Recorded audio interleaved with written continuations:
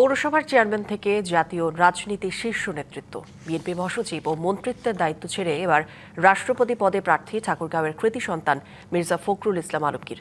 রাষ্ট্রের সর্বোচ্চ সাংবিধানিক পদ রাষ্ট্রপতি হতে যাওয়ার খবরে আনন্দ উচ্ছ্বাসে মেতেছেন তার জেলার মানুষ। শহর থেকে গ্রাম, চায়ের আড্ডা, সামাজিক যোগাযোগ মাধ্যম সবখানেই এখন আলোচনার কেন্দ্রবিন্দু মির্জা ফখরুল ইসলাম আলমগীর।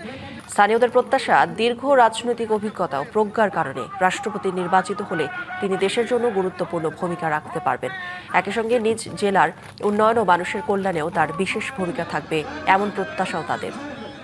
স্বৈরাচারী অত্যাচারের দীর্ঘ 17 বছরের স্বৈরাচারের পতনের ভূমিকা রেখেছিলেন, সে আমাদের প্রাপ্য পেয়েছি।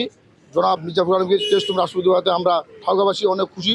গোটা ঠাকুরগাঁওয়ের মানুষ আজকে অধিক আগ্রহে বসেছিল, এই দিনটির জন্য অপেক্ষা করছিল। দল এবং সাধারণ মানুষ সকলের কাছে উনি গ্রহণযোগ্যতা এটা পাবে, এবং অন্য কোনো মানুষ হলে কিন্তু এটা বিতর্ক তৈরি হতো।